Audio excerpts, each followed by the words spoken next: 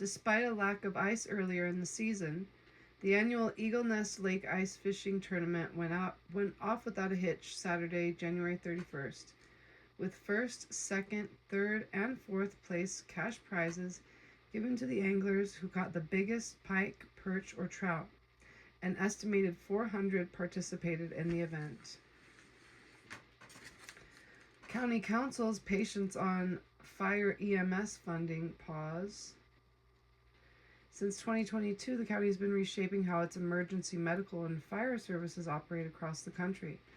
They have invested big into staffing, equipment, and infrastructure in order to reduce response times and increase retention, especially important when personnel is dwindling at the fire department, like the ones that serve a majority of the area in the county.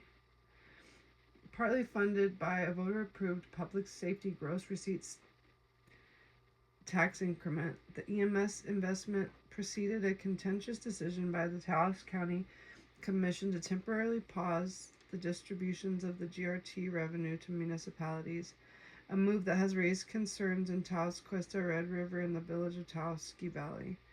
The lapse in funding creates uncertainty for the county's municipalities' public safety budgets, which have incorporated the revenue since distributions began following voter approval in 2022.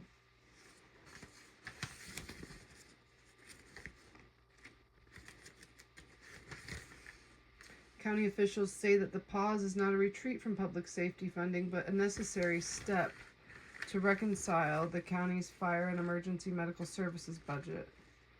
The county serves as the primary emergency medical services provider for the county.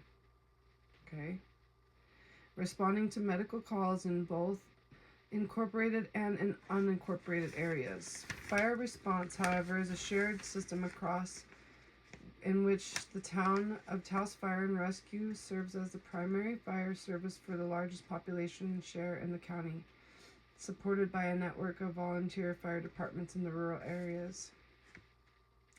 Municipal officials concerned. Municipal leaders and firefighters recognize the county's investments but feel the timing of the pause was unfair and unnecessary. Most municipalities receiving the distribution have become accustomed to the funding and incorporate it into staffing budgets and personnel retention measures. Firefighters have also raised concerns that the pause came without advance notice, despite municipalities having already budgeted the funds for the current fiscal year. At a February 3rd County Commission meeting, El Prado resident Shannon Connor, a paid paramedic and fighter in the Taos Fire and Rescue, expressed her disappointment at the Commission's decision to suspend the funding. The idea that some of you were surprised at the public's negative reaction to your decision tells me one of two things. Either you have no understanding the reality of your decisions and how those affect your communities, or you know and you just don't care. You all betrayed your people, and for what, she asked. To cover up the severe mishandling of finances by Taos County EMS? You're punishing your own communities, and why? Why are you not holding accountable those who are actually responsible for this deficit? Get your house in order. Fire and Rescue, which serve a response area far larger than town limits, receives roughly $800,000 annually from the GRT. Firefighters say the funds have been used for frontline staffing and retention rather than capital purchases. Gabriel Romero, president of Taos Professional Firefighters, said that the fire functions as the backbone.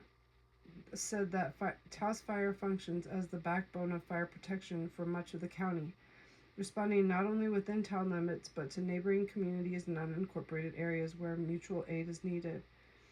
The town of Taos is about 12 square miles, but the Taos Fire responds across 192 square miles. This tax was approved by voters across the district. Romero said the pause is a risk to staffing at a time when departments nationwide, including Taos, are struggling to recruit and retain firefighters. Cuesta Administrator and Finance Director Karen Quintana Shannon said the village received $163,776.85 in the fire GRT revenue between July and December 2025, while spending 220,000 $220,192.03. Sorry. On personal wages and benefits during the same period. A fire recruitment grant now in its final year has helped offset those costs, Quintana Shannon said, allowing the village to remain stable for the current fiscal year while Chief Greg Bobick works to cut costs.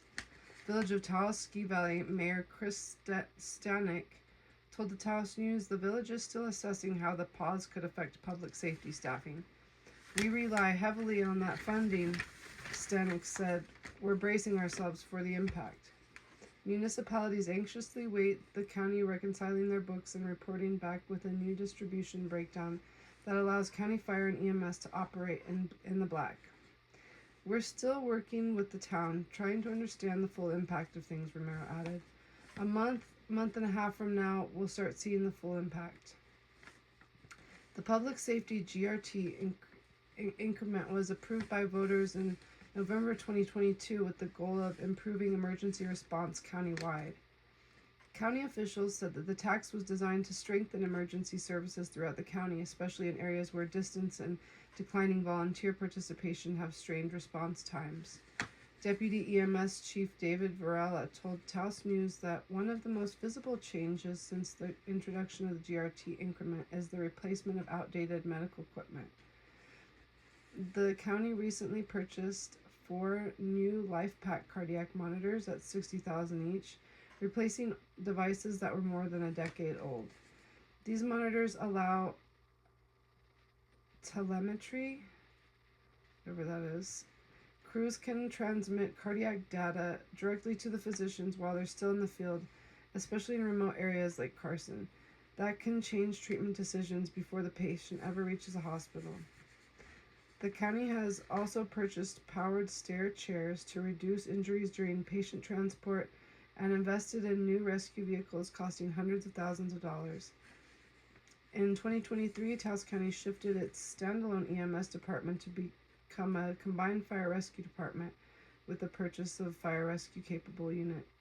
The change requires EMTs to be cross-trained as firefighters, expanding countywide coverage during hours when volunteers at fire departments are less available. Volunteer numbers are declining statewide and nationally, said County Fire Chief Michael Cordova. This model ensures someone is available during the day when volunteers are working or simply can't respond. Varela explained that the restructuring allows EMS staff to support fire response, which is needed because volunteer departments are understaffed. Starting in Penasco, with paid staff filling in the volunteer gaps, the county now operates 24/7 fire and ambulance operations, and response times have dropped dramatically. We went from 25 to 30 minutes to under 10 minutes, Varela said. We already had incidents where fires were contained to a single room that otherwise would have taken a structure. While county officials point to important updates thanks to the GRT, their budget is in a deficit. County Finance Director Emily Rallison-Elliott reported in a regular commission meeting on December 16th that the Fire and EMS Fund has accumulated more than $3 million in deficits over 5 years, including more than $1 million since GRT distributions to municipalities began. We were distributing more money than we were bringing in, Cordova said. That's not sustainable. Under the original distribution breakdown, 55% of GRT proceeds were allocated to municipalities, including 25% to the town of Taos and 10% to Cuesta, Red River, and Village of Taos Ski Valley. The remaining 45% went to the fire and EMS operations. Cordova said the county commission voted unanimously to pause distribution so staff could determine what level of funding is required to maintain county services without operating at a deficit before resuming payments. This wasn't about taking money away from towns, he said. It was about making sure we can pay our people, keep ambulances on the road, and meet our responsibilities to unincorporated areas. Varela emphasized that the pause does not mean the tax is no longer serving its purpose. The tax is still being collected, he said. It's still funding EMS. The question is how to balance countywide needs with municipal distribution so the system doesn't collapse. The goal has always been better coverage for everyone, Cordova said, but if the funding isn't sustainable, nobody benefits in the long run.